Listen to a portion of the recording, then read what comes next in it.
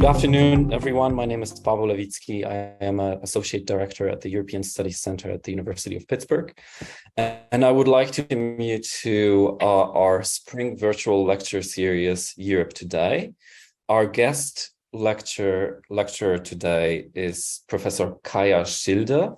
Kaja is Jean Monnet Chair in European Security and Defense and Associate Professor of International Relations at the University of Boston and a Director of Center for the Study of Europe at University of Boston.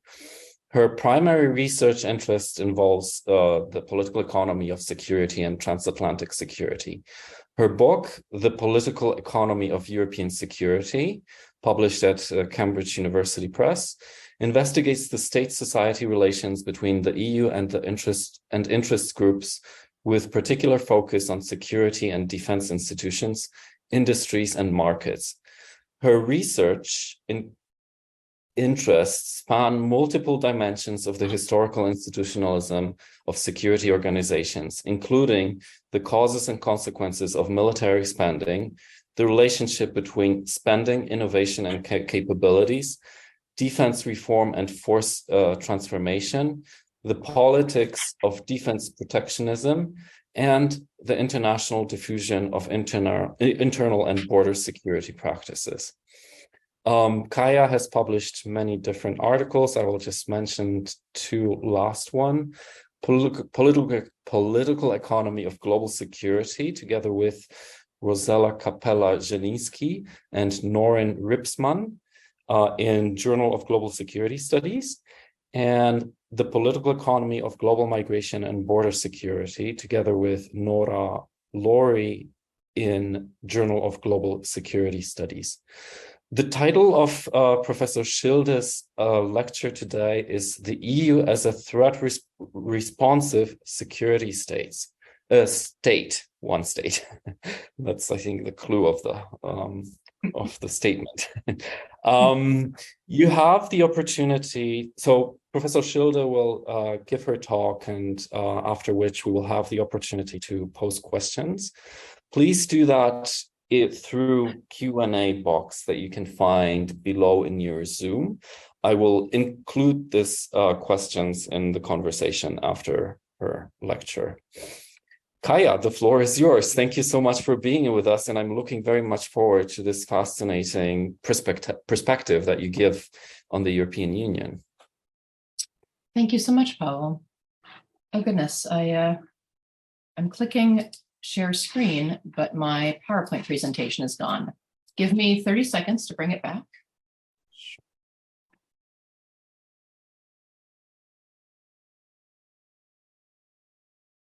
Okay.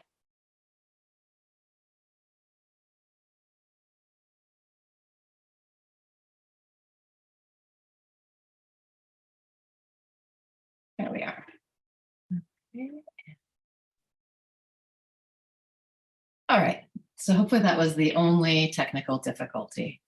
Thank you, Pavel, and thank you so much for the invitation. I'm delighted to be virtually at Pitt today, speaking with you, your colleagues, students, anyone who's logging on.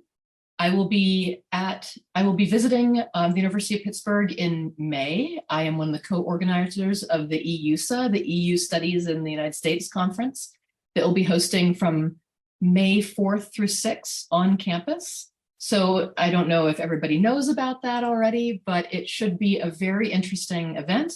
As co-organizer, let me plug it for a moment and say that we have basically decided to make the theme of the conference decentering the EU, thinking about the EU not as exceptional, but as comparable to other forms, other states, other entities, and also influenced by and influencing other places. And so, for example, the plenary panel in the conference in May at Pitt will be about the EU's colonial history, essentially, the EU as a colonial entity formed and forged by colonial legacies. And so that sets the tone for the conference. And so hopefully some of you will be around at that point in time, but I will be at Pitt then. So I look forward to that. I haven't been yet, and I'm very much looking forward to it.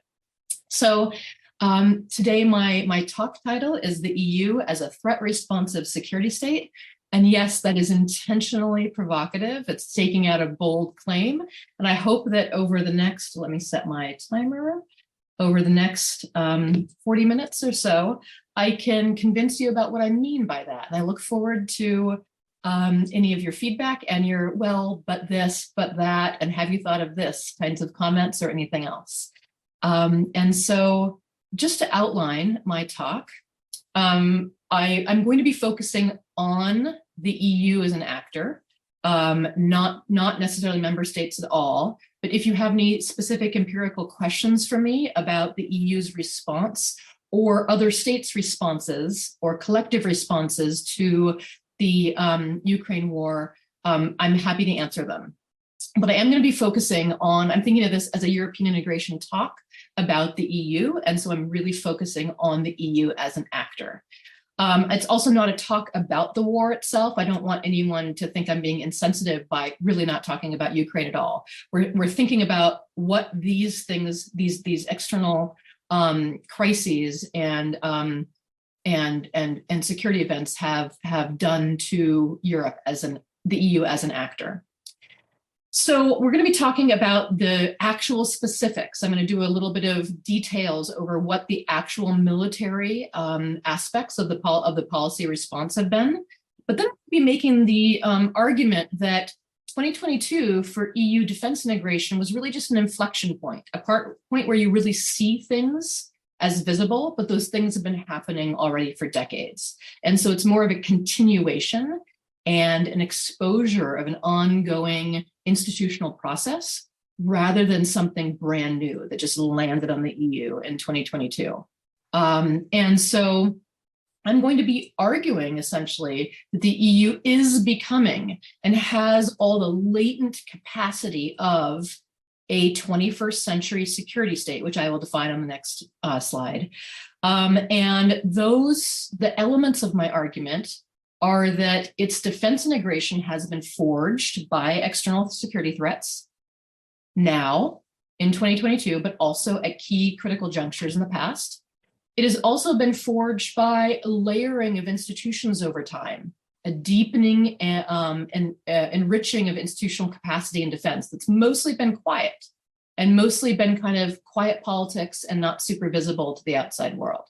I'm not saying it's a secret. I'm just saying it hasn't been flashy or EU army kinds of things that, like the British press debates or something like that. It's been quiet institutional accumulation of capacity.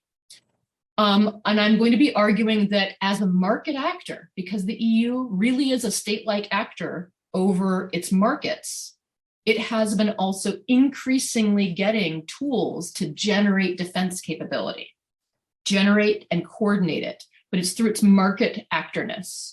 And I'll explain what I mean by that. And then also another point that kind of is a little wedged into this talk, but another reason I see the EU as quite normal in a way, and also quite an obvious place where security and defense decisions might happen in the future, instead of just exclusively in nation states or say in other entities like NATO, is that there's a lot of public opinion that has been very enduring amongst European publics that is not pacifist and has so first of all, European publics, when they're polled, have very normal responses. By normal, I mean not demilitarizing, not pacifist responses to international threats and to military power or the accumulation of military power, and have also made clear their preferences that the EU be a defense actor in the future. And so I'll outline and unpack a little bit of that. So the third aspect is, why do I think the EU is gaining in defense capacity and military power? Because the public wants it and has for a long time. So that's a part that I really enjoy talking about. So I look forward to your comments on that. So if I have time, I'll kind of situate this in some theoretical debates, like EU integration theory, what makes the EU develop, security studies theory, where does strategic autonomy come from, and then also like comparative politics state formation theory, like what is a state and what is a state in the 21st century. And then I will talk about any implications and limitations of this claim. And there are a lot of them. I am going to say that, yes, things might take a couple different directions the next few years. Hungary might block more European defense cooperation. Maybe Poland buys US defense equipment and not French equipment, but that the overall larger structural trends are bending towards the EU as a defense actor. So how do we unpack this claim that the EU is a 21st century security state? Well, what is a state, right? We're kind of week one stuff. And so I'm saying, what is a state? What is a security state? The core definition in political science, coming from like Max Weber, has security embedded in the definition, that a state is the entity that has legitimate control over tools of violence within a given territory, right? This is the core political science definition of a state. And that is quite true. It's only become sometimes more intense and more visible. That's a core state power after 9/11, when states got increasing security power over surveillance and their populations and the tools of war. It was visible during COVID when states had control over territories and movement of peoples. All of these things are still true. However, there are other aspects of definitions of states that also matter. And those are political economy or new institutional economics definitions of what a state is. So famously, Douglas North, an economist, but one that I very much like, defined states loosely, this is loosely coming from his definition, as a neutral party that creates and allows market activity to happen because it creates rules, protects property rights, and doesn't try to cheat or rent seek from others in its society, and therefore it generates public security goods. Okay, so that was a little jargony. It's coming from an economist. But basically, the state, the modern state, is not just an organized mafia that controls the tools of violence. It also generates the tools of violence through market means. And so that's where we're going with this. And that's why that's one of the foundations of why I see the EU as a public goods provider of defense. And so the EU now is a very small amount, but still growing and increasingly significant. It directly procures military equipment. This is in terms of the volume of military equipment that it procures. It's still only about 12 or 15% of all military equipment in Europe. But also, if you add up the biggest procurers, especially of research and development equipment, the EU is the third largest spender in Europe of military goods. And so it's a small phenomenon, it's growing, but it does have those direct state-like elements now. Also, it has infrastructural power. And what I mean, that's a sociological concept. It means that it can create outcomes. It can decide, if it wants to spend 500 billion euros on something, like rebuilding Ukraine or arming Ukraine if it wants to. And I'm not in a fairy tale or a science fiction fantasy here, because the direct analogy to that is its COVID response, where it controls monetary instruments and regulatory instruments that can make resources happen as a public good. And so when I say this about the EU, the last thing I want to do is say, states like the United States or France are regular Weberian states, and the EU is more of a political economy, market power. No, because actually other states like the United States, the key way they also generate military power is through markets. This is how 21st states generate military power. So for example, the United States doesn't make its own defense equipment. Private firms do. But also the United States also doesn't even fund research and development of military equipment to any significant degree. Private firms do. The United States increasingly outsources both military operations and also the purchasing of equipment. It prefers to lease rather than buy. It prefers to have those tools be owned by private sector actors like firms. In 2007 and 2008, at the inflection points of both the Afghan and Iraq conflicts, there were more private contractors fighting for the US than actual military personnel. And so I'm not saying that the actual classic Weberian state has disappeared. It's just generated through other means. And the EU has those means, is the core of my claim. Also, there are no actors in the Ukraine-Russia war except those two actors, the aggressor and and Ukraine, who was invaded. And so there is nothing on the table except the generation of military goods to share with allies. That is the only action a state can take, whether it's the United States, European states, or the EU itself, because there is no direct action because of the threat of nuclear weapon use from Russia, as framed strategically right now. So let me flip my slipsy. So, hold on a second. My mouse is a little bit delicate there. Okay. And so to get to the detail, I'm going to return to this argument. But first, I want to get into the details of what is new, what happened in 2022 with the EU's response to the war in Ukraine. What are the details of this? And what are the actual policies that were implemented and the amounts of money that have been spent so far? And what are the actual capabilities and capacities? So in the past, the EU very, very classically and comically has had a reputation for doing nothing during a crisis. So this is a very widespread joke, and this is actually a meme as represented through an actual Twitter account that is called, "Is the EU Concerned?" And the bot Twitter account, if any EU official says that they're strongly condemning something or very concerned about something or extremely disappointed in something or alarmed by something, this bot retweets those EU officials' claims. And the joke is that the EU does nothing, right? That's the conventional wisdom out there. There's some truth to it, especially at the diplomatic level. There's a lot of the EU kind of looking pretty politically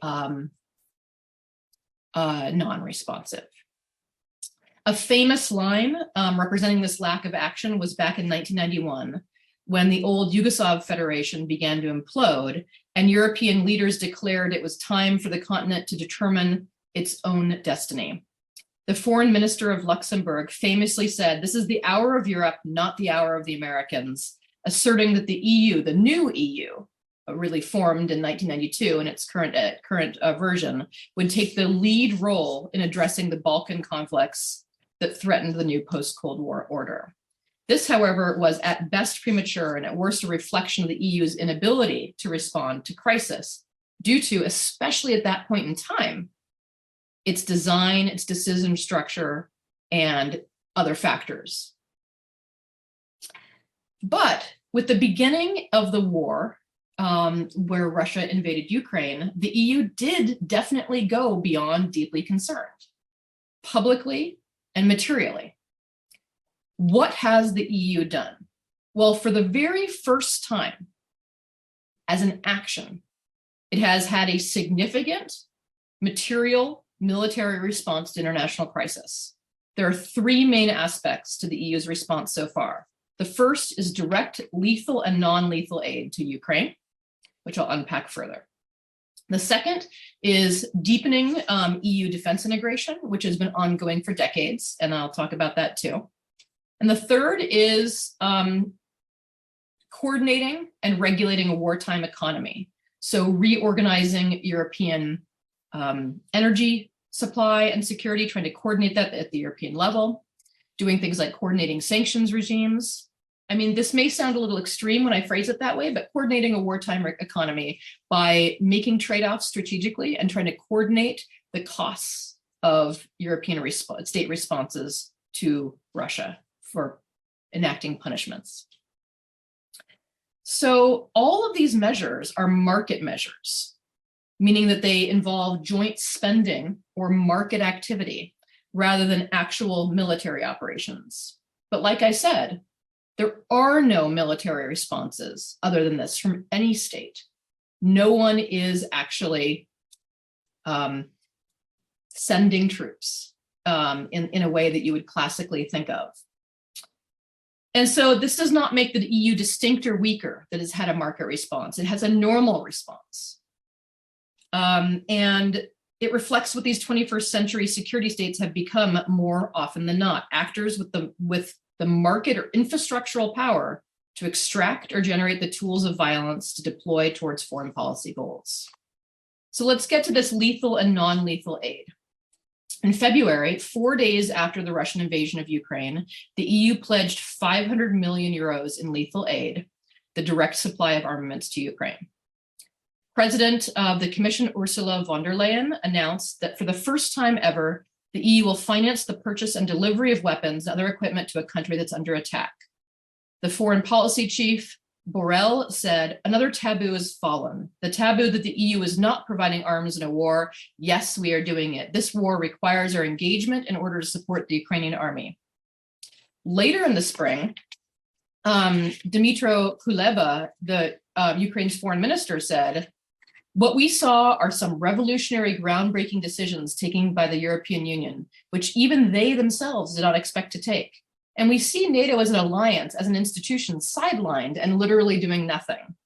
We'll get back to that comparison later. It's a little bit hyperbolic. He has a reason to be trying to push NATO for a stronger response.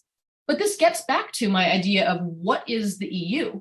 It is a market actor that can generate the tools of war through market means versus what is NATO? It's a nuclear deterrent insurance policy.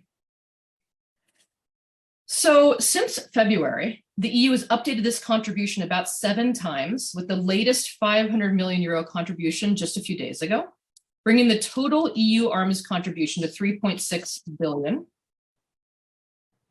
This aid includes military equipment for defensive purposes, as well as non-lethal aid such as first aid kits and fuel. In addition, there's also a huge budget category to cover maintenance and repairs of military equipment donated by EU member states. This 3.6 billion is actually really comparable to the initial 4.2 billion in military equipment the US provided to Ukraine that was provided by the executive branch of the United States. So that's a key distinction. The executive branch of the United States and the EU both provided about the same amount of money in about the same time frame. However, the United States has gone far beyond this with legislative spending in the form of larger, bills in the form of hundreds of millions of dollars towards Ukraine.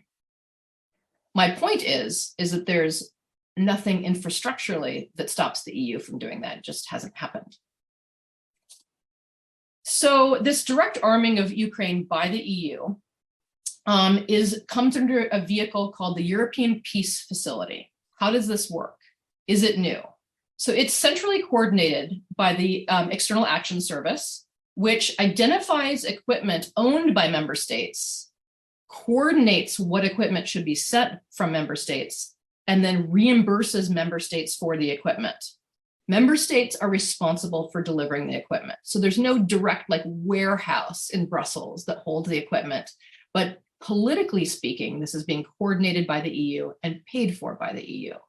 So when you hear these debates about is Germany sending X or has Poland sent X, that is technically true, but it's being backfilled and paid for by EU budget. Mm-hmm. So this is, in terms of political economy, thinking of incentivizing behavior. The incentivization is being encouraged and coordinated by the EU. So the European Peace Facility started with a $5 billion budget that was supposed to last until 2027. However, the EU will almost certainly increase this fund, probably significantly, I would imagine. That's one of the key things I would predict is that many zeros will be added to this. They've already added another $2 billion just for 2023. Back when the decision was made last year, the original claim about what was politically possible was that 500 million would be the extent of it, because that was all that was possible to spend on Ukraine back in February. So that has already been increased 7-fold.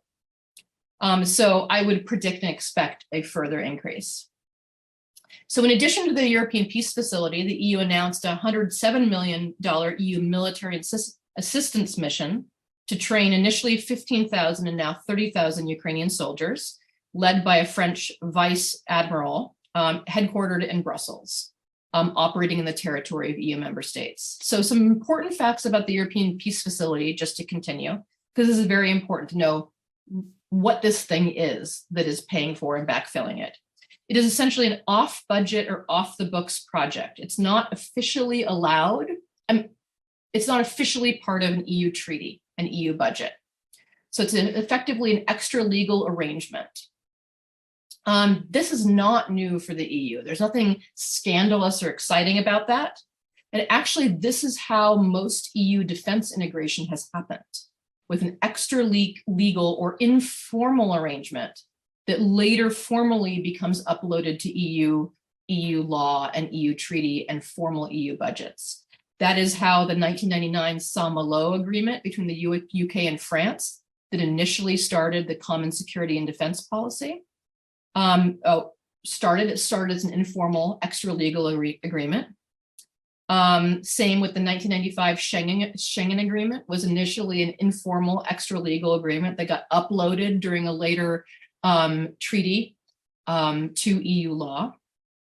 Also, the European Defense Agency that was created in 2003 and 2004 was supposed to be part of the 2009 Lisbon Treaty. Happened 6 years before it was legal. And so this is pretty common, but that's important, that it is essentially kind of a informal way of going around existing treaty legality. Same with the Border Coast Guard Agency Frontex. Initially was not and continues to be a little bit ambiguous in its legality as an entity with authority and control. So this European Peace Facility was not created in 2022. It was created in March 2021 and had already given 31 million euros in non-lethal aid, such as medical equipment, mobility, and cyber defense to Ukraine. So Ukraine was already a recipient of this European Peace Facility aid. Other recipients included Georgia, Moldova, Mali, and Mozambique. The EU planned to spend 540 million euros in 2022 on a lot of peace and security operations, mostly backfilling the African Union and different efforts there. And so the point is the EU did not develop this authority overnight. It started a year before the Ukraine war, and it was modeled off of the African Peace Facility, where EU funding backfilled African Union operations. So this is kind of the legacy of it, is it was initially for out of area kinds of peace and stabilization missions. And this was the logic and the justification for it. It was also launched in the same cluster of policies as the European Defense Fund and PESCO, which are all started in 2016. All of these initiatives, however, were in direct reaction and policy response to the 2014 Russia-Ukraine crisis, the Russian takeover of Crimea and actions in eastern Ukraine. All of these things were motivated by the threat perception of what happened in 2014. And so this is important to situate it. It didn't just happen in 2022, but it had everything to do with Russia in the first place, just 8 years before. So there are other things I'm not going to get into, but there are other key things that happened in 2022 that really have supercharged even further European defense integration, such as a new strategic compass, a common defense strategy, also additional common procurement funds for generating common military platforms and equipment for European needs. So that is what happened in 2022. I'm going to pivot back, though, to the claim of my talk, which is that the EU is a threat-responsive security state. So I tried to get you to think of the EU along my definition of a state, that it's not just a Weberian state, but it's also a political economy definition of a state, a public goods provider, and a regulator of goods, including security and defense goods. But also the threat responsive part is what I'd like to convince you about now. So European defense integration is not new. It precedes 2016 as well. 2022 is just an inflection point, however. The EU defense institutions have been developing over the last 70 years, beginning with the European defense community in the 1950s. However, and I would argue, these key critical moments in the creation of European defense authority and institutions have been driven by external threat. And the war and threat have been catalysts for these defense initiatives. So in 1950, the launch of the Korean War and the fear of invasion, Soviet invasion of Western Europe, led to the French-inspired project of a European army, the European Defense Community. So there are a number of actors who were responsible for creating this European Defense Community idea, but a key one was Jean Monnet.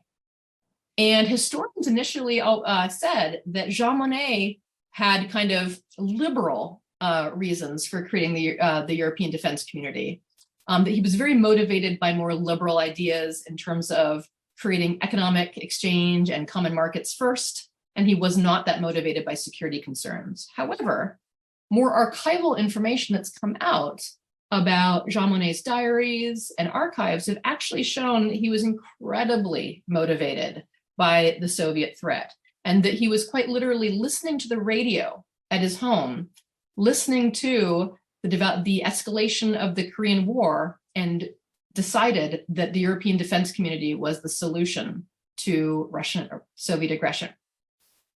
And so he said that European integration, this is Jean Monnet, first and foremost should strengthen the Atlantic community in order to confront the Soviet threat. He was convinced that Stalin had the same plan for Europe as for Korea. What is happening there is a dress rehearsal of what is waiting for us here. For Monnet, the psychosis of 1950 was that war seemed inevitable in Europe, with all political actions, including the creation of a European community, understood as a contribution to the intensifying Cold War. So he was essentially a realist about even the European coal and steel community being something that could trigger a security crisis in the future. By May 1950, Monnet was convinced, in fact, we are already at war. Moreover, the NATO alliance was not enough, because in no degree can the security of France be secured by the Atlantic Pact, because the Americans only have 2 divisions in Europe. So Monnet was at the forefront of promoting his vision of the EDC as a single independent supranational executive, and it played a much greater role in security, played a much greater role in its creation than initially recognized by historians. In his memoirs, he said that military affairs were the core of integration, and it was a necessity faced in 1914, 1938 and 45, and again in 1950. And so he said that Europe had to tackle the problem through defense, which would undoubtedly be one of the attributes of the future federation. So I could continue reading from Jean Monnet's diaries, but I hope I've convinced you of the primary source material there. So after the Cold War, European states' experiences with the Western Balkan crises in Bosnia and Kosovo also directly encouraged the birth of the EU Common Security and Defense Policy in 1999.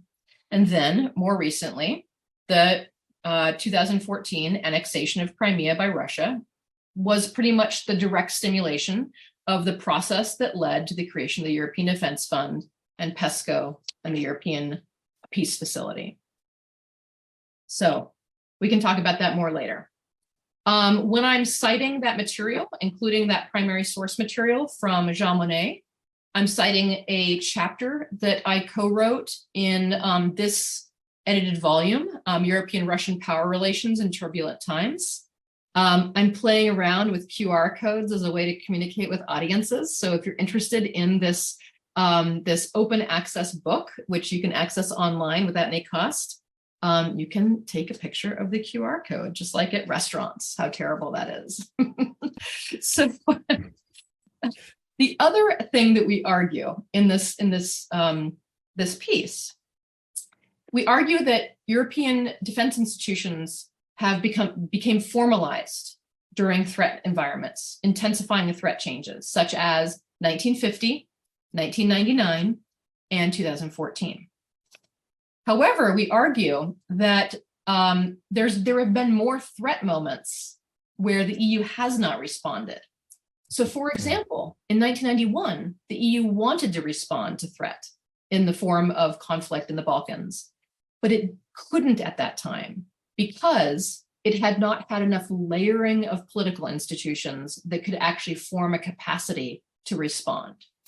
So because the original European defense community fell apart, and so there had not been a lot of European defense cooperation until later in the 1990s. And so our argument in this piece is that there are moments of threat when the EU wanted to respond and it couldn't, but it does respond to threat as an institution and those who have grown the defense institutions of the EU. So some of the capacities that have been layering over time to generate EU defense capability have been growing. They've been especially growing for the last 20 years. So key developments in this kind of quiet, incremental layering of EU defense capabilities are the creation of the European Defense Agency to try to coordinate capabilities and regulate amongst industries and European defense markets. Also, security-focused initiatives such as the FP7 and the Horizon 2020, they have a lot of civilian initiatives in them, but they have a lot of dual-use security projects in them where the EU was directly subsidizing military and security research and generating a lot of defense outcomes via those tools. So when I say that, I mean the programs at the EU level were for security and civilian initiatives, but the projects were often conducted by defense firms using that money to create dual-use military equipment. Mm-hmm. And then, of course, the bigger bang is 2016 and 2017, the creation of the European Defense Fund and PESCO, which through different mechanisms generate, resolve, coordinate joint procurement and European defense capabilities. So let's see. These things, these elements, I would say is starting to look like significant state-like, especially political economy, state-like authority over security and defense. Also, I argue that the EU possesses a massive amount of regulatory power. It essentially shapes markets in Europe. It initially was prevented from regulating defense markets. That was part of the EU Treaty of 1992. The Maastricht Treaty said that the EU was not allowed to essentially use its anti-monopoly market shaping power over defense industries and markets. That was going to be something that states held on their own and protected. However, over time, the EU has increasingly, and especially the Commission, has increasingly regulated European defense markets. And so in a paper that I just published 2 days ago that went online, I argue that actually the EU has been generating a massive amount of future military power driven by its regulatory power. And so this has been done through market regulation. I argue that defense industry actors, including defense firms, and especially defense firms, have responded to changes in EU defense authority. So those critical junctures I mentioned before, the creation of the European Defense Agency in 2004, more rule changes in 2009, and the creation of the EDF and PESCO in 2017 have shaped and changed the behavior of European defense firms. Specifically, European defense firms have started doing something that's a very interesting phenomenon. They have started taking their own profits, things that they would generally give back to their shareholders or use as earnings, and they've reinvested them on defense prototypes or defense research. It's called IR&D, when a firm spends their own money on defense research. So European defense firms have been going crazy, spending their own money on defense prototypes. This actually was a puzzle that generated my paper. Why European defense firms have been outspending American firms, and how they've been outspending themselves before this. They never even engaged in this behavior prior to 2004. They would wait for governments to spend on defense, and then they would take the prototype and manufacture it. So this is a new phenomenon. This phenomenon also started in the United States in the 1990s through a very similar phenomenon, but it did not exist in European defense markets. Firms just took government money. They didn't contribute their own money. And so I asked the question, why was this happening? And I found in this paper that just got published a couple of days ago that defense firms perceived that because of European regulation at the EU level, that defense markets were less uncertain. So meaning that they expected defense profits to be better in the future because of the EU. This did not mean that the EU, this did not mean that they believed that the EU would buy equipment, but they believed that because of EU regulation of defense markets, that markets would be less competitive, more protected, and especially US defense firms would be kept out. So defense firms' incentive structures were that they were much more willing to kick in today and spend their own money on defense prototypes because of the guiding hand or the overarching governance of markets of the EU, especially those that said the US couldn't compete, or US defense firms couldn't come in and outbid European defense firms. And so part of that incentive structure change is that European firms expect more profits in the future. They expect markets to be not so competitive because of EU protection. And so I hope I've explained that well. But in this paper, I argue that this is a state-like aspect of power, especially going back to our first slide, a political economy definition of power. If regulation and market management is shaping the behavior of market actors, that is infrastructural authority. I have thoughts about what it means when defense firms expect profits in the future in a non-competitive way. I have thoughts about that normatively, but we don't have to fully go there. I'll wrap up in about 2 minutes, okay? And so my point is that even if European state defense R&D goes down, which it has, European member states, EU member states have been spending less on defense research. The EU is kicking in and funding a third of it, first of all, and then private actors like defense firms are funding the rest. It's still happening. It's just more decentralized and disaggregated than a classic Weberian way of generating defense capabilities. Now, I'm not saying the EU is doing this well or has been coordinating these well or reducing redundancies, but it can. It has its finger on the lever to be able to manipulate and change incentive structures. So my last point, and then I'll open things up, is that European public opinion is quite normal about defense, about security, about military interventions. And actually, there is a strong preference amongst European publics for the EU to be the actor in defense. The wild thing in this thing is this poll that I'm putting up right now was taken in 2001.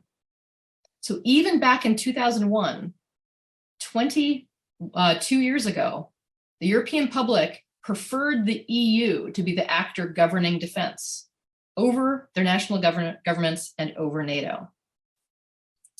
This is a little bit blurry, but that preference has been very, very stable. This chart goes from 1999 to 2017, and it says whether you're for or against a common defense or security policy among EU member states. And so what's interesting about this is the conventional wisdom out there is the European public is against defense. And there couldn't be anything more untrue than that. Now you might say, but Germany. Okay, so Germany is about 10% lower than the other states, and France is a little higher. But the range of preferences doesn't even vary that much among states.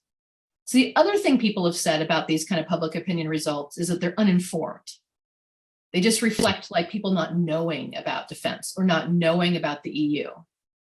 So my colleagues and I, my co-authors and I, modeled this. To what degree did people who preferred EU defense over other things actually know about the EU or feel informed about the EU? And it was a linear result. People who felt more informed about the EU supported more European defense.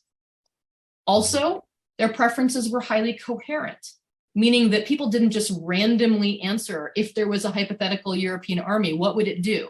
There were different clusters of responses. Some people had very humanitarian clusters about what an EU army should do.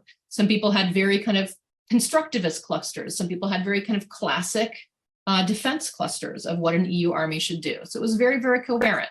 So I'm going to skip this whole what does it matter theoretically or what theoretical frameworks work.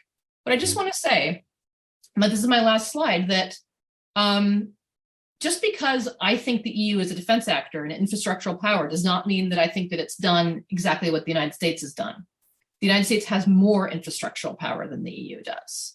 The US has done about 6 times as much than Europe and the EU has done. There's a growing need to replenish defense equipment to further support Ukraine. And there are massive, massive disasters coming down the pipeline in terms of military supply chain shortages and increasing prices because of demand in all military supply chains in Europe and the United States. So this is going to require aggressive market industrial policy to address and coordinating, not allowing outbidding to happen. But my point is this already happened with COVID. The EU actually took the reins to an even greater degree where the EU was the buyer, and so that member states couldn't outbid each other or let industry actors outbid them. And so this actually was just proposed by the Ukrainian prime minister a few days ago at the UCO, that the EU be the funder through a formal EU budget of military equipment, just like a joint procurement COVID response. And so I'll stop there.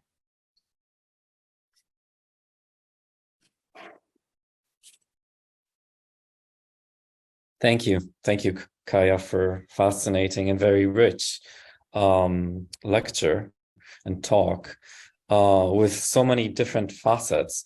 I will start with my question to just let the ball roll.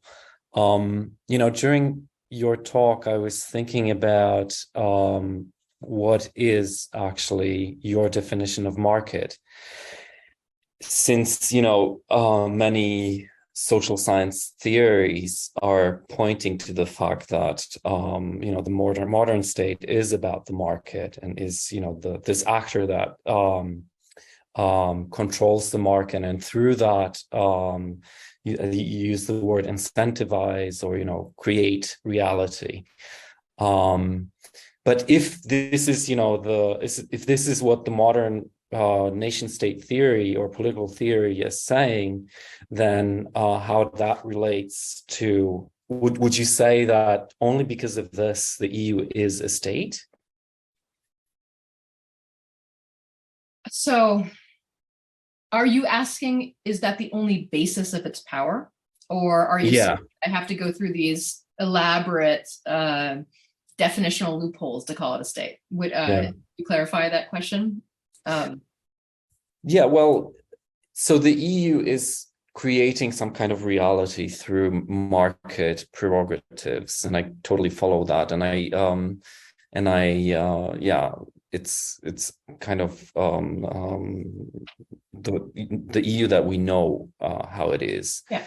But then what is the limit that you conceptualize the market, and then what is the difference then between the state market, or the state as an actor that is creating reality through market and the EU?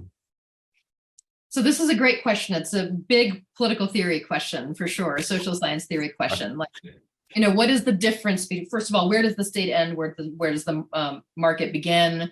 Is the state something separate from markets that controls it? Is it independent? Is it just the reflection of all preferences in society? I definitely philosophically, not as an opinion, but philosophically see that the state is something separate. It may be very embedded in markets and society, but it's separate. I would not die on the hill of saying the EU is a state, right? I would not go around just saying that.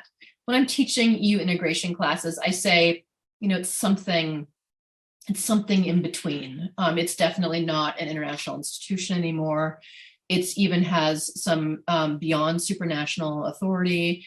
It's definitely, along the lines of somewhere, maybe let's say it's 55% or 60% like a state. But I guess my main point is that we don't do it. There is a literature right now and a growing number of articles debating whether we can understand the EU through a state formation lens. Does the EU, the path of the EU? So again, I would never argue the EU is a state right now. I would say it's a regulatory security state. I'm not just trying to be cute with my words, but that's a more market phenomenon. But I would not go around saying, I think the EU is a state. There's something a little bit more nuanced going on here, and it's important to not be so provocative and simplistic. But we can look at processes of state formation, and they might tell us a lot about how political authority comes about. And that's where I think the conversation should be. And that's where I'm pointing to. And so there is a literature and a debate right now about, can we use essentially pattern recognition and theories from what we understand about how states came about and apply them to the EU? Can we understand the EU through a comparative state formation lens? And so I'm right there for that, because I think that's an incredibly rich conversation to have. So it's not standing around saying state, state, not state, not state, state. It's saying, how did modern states come about? What are their features? And how do we understand how the EU works and what it'll look like in the future? So the people who have already written about this have said the EU is not a state in security because it doesn't own or directly buy defense equipment. And my response to that is, yeah, but the US doesn't either.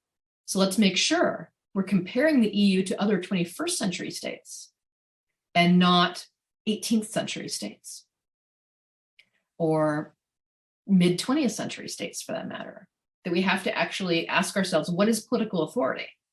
And so I don't know if that's too philosophical, but that's how I see it. And my book that came out in 2017 also gets to this question. Not directly, but hopefully that's a helpful nugget as well. And so in the book, I ask how market actors like firms, lobby groups influenced defense cooperation, or how it influences the institutionalization or the political development of the EU, right? And that is classic EU integration conversation, because the original EU integration theories were neo-functionalism. The original theories said it will be social actors or market actors who lobby their own governments to have more EU because they think it'll work very well and they'll want that outcome, right? Now, the world ended up being a lot messier and nonlinear than that. So that theory didn't exactly work, but there's still a there to it, right? There's still something about the EU being an entity that shapes or responds to market actors, right? And so my book argued and demonstrated that, well, first of all said, defense integration is a little bit of a puzzle at the EU level. Yes, it's driven by threat and layering, but it's still, we're talking about an economic market entity and political entity, not a security entity. Why did EU defense institutions come about? And my book argues that you can actually see the development of EU defense institutions and deepening defense authority as happening in response to the mobilization of lobby groups from the defense industry. Now, it's not that simplistic. It's not like a Marxist argument that says, you know, European defense firms came to Brussels and wanted more money and therefore decided to help grow European defense institutions. It's actually a little bit more nuanced than that. I argue that they lobbied, they wanted there to be European defense institutions to help them resolve market problems. But the fact that they all lobbied in Brussels gave the EU capacity they didn't have before. And so in that book, I argue that the EU is a lot like a developing state, that where power is more concentrated in the market than inside the political institution. So I was saying the EU is very comparable to states where the government actors are weak and they rely a lot for external capacity on external actors like lobby groups, industry associations, and firms. So I don't think that directly answered your question, but it definitely discussed around it about what the states and markets are.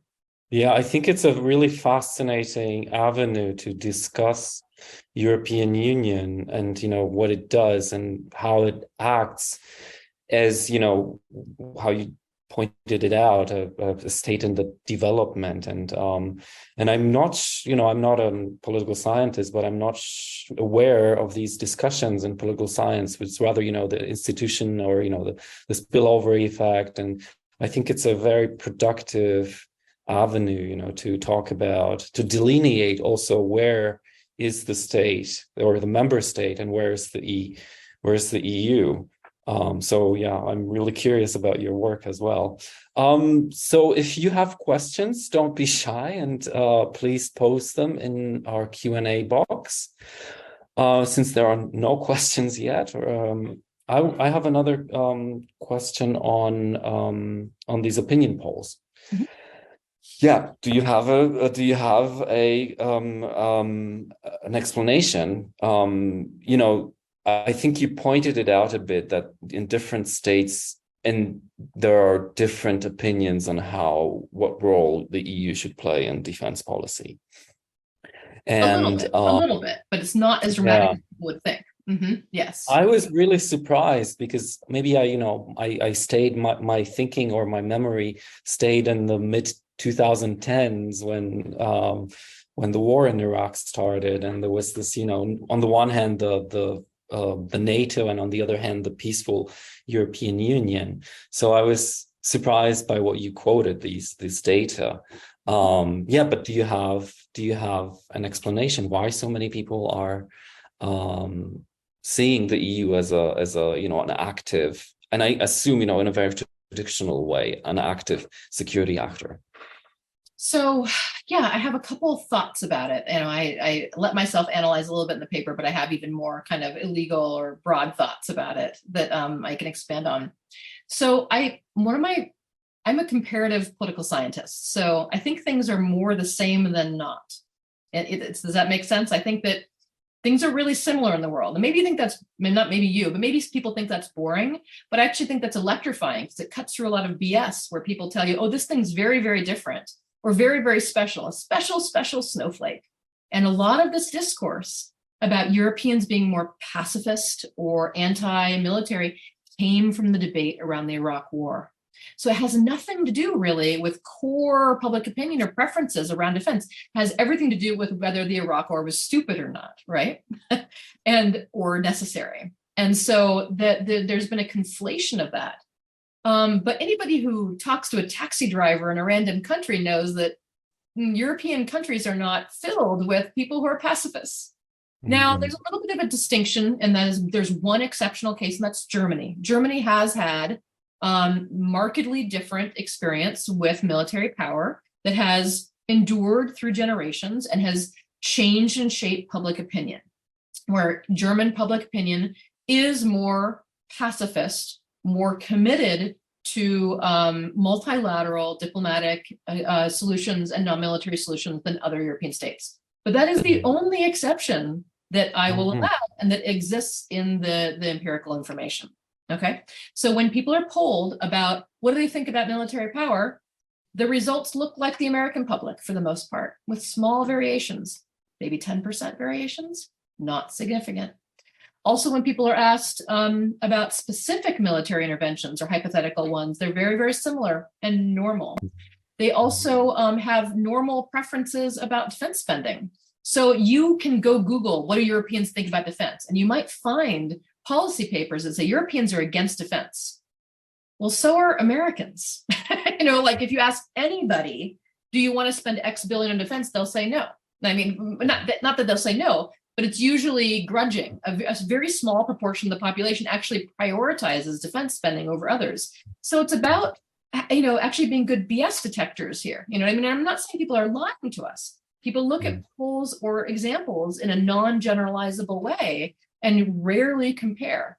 And so this work of mine was backed up by some experimental research. This is just observational research from surveys, but there is some experimental research coming out by some colleagues I know who are actually doing survey experiments saying, if this, then this, to Europeans about war, about military spending, and all the results are normal, if that makes sense. I'm not trying to overuse the word normal, but they are not exceptional. There is no Europeans are from Mars. Wait, is it? Oh, Americans are from Mars, Europeans are from Venus, yeah. Right? Exactly. That's not a thing amongst the public. So that's one question. The other question is why the EU? I don't know exactly, but I do know that it is. I am a European citizen and an American citizen, but I would just hypothesize a causal chain that European citizens intuitively can see that the EU is closer to home than NATO because it's not influenced by the US and US military preferences or US security issues. That's the way things were supposed to be in the design of the European defense community in 1950. It was supposed to be a united European army designed in 1950 that would be equal to the United States, and those two partners were supposed to be in Europe. So I think there's a little bit of a logical, functional logic to it that citizens in Europe get. They also get the need to coordinate and share based on different existential threats. Yeah, I think it's also, I share so many thoughts with you about this, looking at continuities and rather than ruptures, and that, things don't change so quickly as people assume, or, there is often this perspective in social sciences. I'm afraid we have to wrap it up now. We're over the time. I would like you to stay on the line. That's all right. Yeah. I would like to say my thanks to the audience, and thanks most of all to Kaya for her fascinating lecture, very rich, and I'm very fascinated by your work. Thank you. So our next lecture is next week, and it's going to be Karolina Follis, who is a political anthropologist. She will give us some insights from the situation on the Polish-Belarusian and Polish-Ukrainian border. The title of her talk is A Tale of Two Borders: Lessons from the differential enforcement of the Polish-Belarusian and Polish-Ukrainian frontiers. Thank you for tonight. Thank you to Kaya once again, and I hope to see you next week. And please take a look at our webpage, and the recording from today's session will be soon available there. Goodbye. Thank you. Thanks.